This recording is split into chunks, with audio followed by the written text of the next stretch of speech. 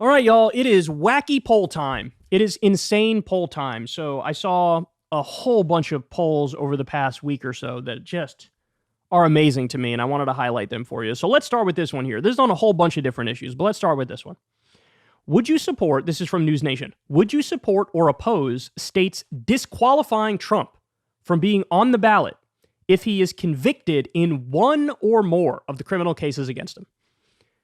In total, 57% of the country supports disqualifying Trump if he's guilty on just one of his cases. That's an amazing number. That's amazing. Now, by the way, this guy is currently leading to be president of the United States. He's up about 3 points on average on Biden in the general election. He's up in 5 of the 6 swing states. So at the same time he's leading, it's also the case that 57% of the country are like, yeah, if even one thing he's guilty of, done, get rid of him, get him out of here. Wow. Now, by the way, what I would say to these people is, you do realize he was already found liable of fraud, right? The case in New York.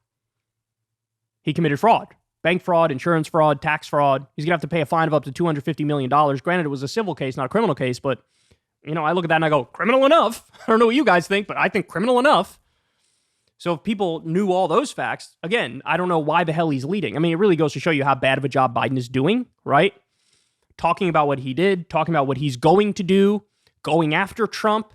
I mean, it doesn't help that Biden currently is hemorrhaging support because he's supporting the Israeli government as they do a slaughter in Gaza, right? But Biden is losing to this guy when 57% of the country are like, yeah, even one conviction, gone. Want nothing to do with him. That's amazing. Because by the way, he's going to get at least one conviction. He's going to get a hell of a lot more. He has 91 criminal charges. You think he's going to beat all 91 charges? No way. No way. Everybody's so used to the Teflon Don theory. That already crumbled. He was already found liable for fraud. So tick-tock on how much time he has left. But get this. On the Republican side, too, 29% support disqualifying Trump if he's convicted on one or more of the criminal cases.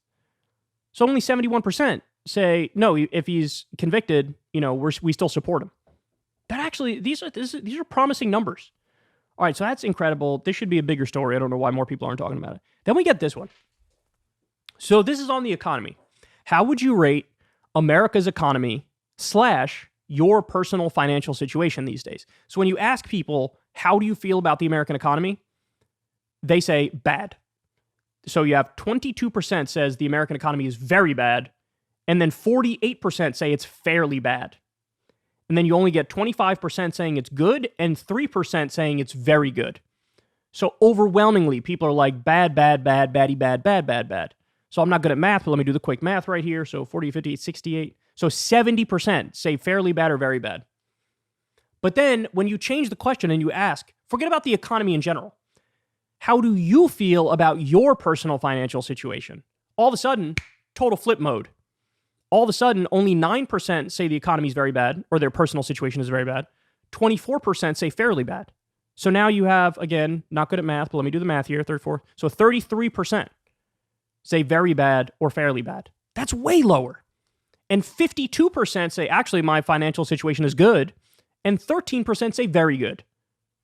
What? So there's this big gap. People assume everybody's doing really bad and that the macro picture is really bad. But personally, they go, I'm actually doing okay in most situations. Wow, that's amazing. And that also complicates the 2024 picture even more, right? Because Biden's doing bad across a number of objective categories, but this is one where it's like, perhaps on the economic front, it's not necessarily as bad as I thought it would be, and as the numbers I thought proved it would be. I don't know. It'll be interesting to see how it plays out, but this is a wild poll, man. This is a Harvard poll, too, by the way. All right, let's move on to this one. How should we reduce the federal budget deficit? So, of course, now this is a big topic because the Republicans in the House want to do a committee to basically cut Social Security and Medicare, and they're doing, whole dog and pony show about, the deficit and the debt. We've been here before, the Simpson-Bowles Commission back in the day. This, it's all stupid. It's all stupid. I mean, the Pentagon can't account for 61% of its funds. And you're coming after earned benefit programs that help out grandma and grandpa? Like, fuck out of here. Anyway, but when you ask people, how should we reduce the federal budget deficit? Close tax loopholes for corporations and the wealthy, 41%. Raise taxes on the wealthy, 27%.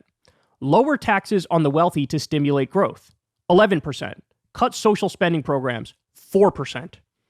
So the least popular positions are cutting taxes on the rich and cutting social spending programs. The more popular positions are get rid of the tax loopholes for corporations and the wealthy and raise taxes on the rich. That's what people want to do. Now, by the way, our government never does that. They always do the Republican idea. They always do the conservative idea. They're always talking about cutting spending on social safety net programs. And they're always cutting taxes for the rich. But the people want the exact opposite. All right, then we have this one.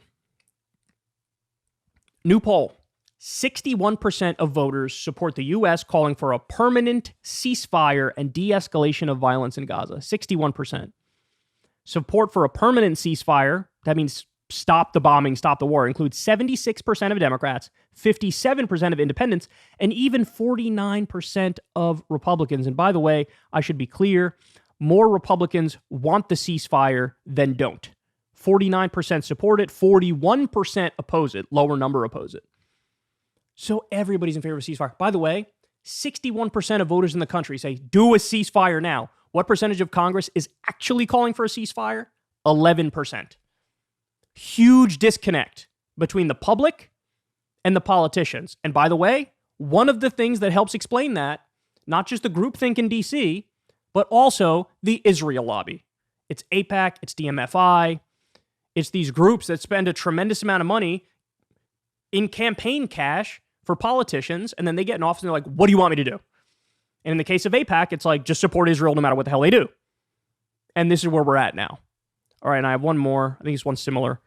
Alarming numbers for Israel. 63% of Democrats oppose Israel's actions in Gaza. 67% of adults under 35 oppose Israel's actions in Gaza. 64% of people of color oppose Israel's actions in Gaza. And 52% of women oppose Israel's actions in Gaza. So basically the most supportive are like old Republicans. Everybody else is like, what the hell is going on here? Wild poll numbers there, man. Wild poll numbers. Big disconnect. Biden's still supporting Israel no matter what they do. Still supporting Netanyahu no matter what he does when the people are screaming for the opposite. All right, guys, that's the show. I love y'all as always. Everybody do me a big favor. Please subscribe to the channel. Subscribe. It helps out big time in the algorithm. It doesn't cost you anything at all. We're trying to continue to grow the community as much as possible. You can click that bell icon so you get a notification every single time a video drops. I deeply appreciate that as well. Remember, if you like the show, if you support what we do, you can always hook a brother up with a couple bucks a month on Patreon. That link's below if you'd like to help, or you could tip on YouTube with the thanks button. It means the world, especially since I've never had a conversation with an advertiser. I never will, but that means I'm much more reliant on you guys to help build it from the ground up through small dollar donations. I love all of you who support this show. It means the world to me. Remember, you could always sign up for Crystal Kyle and Friends as well. You can sign up for free to get the audio version of the podcast as soon as it drops, or you could sign up and pay $5 a month to get the video version, the day it drops, usually on Fridays.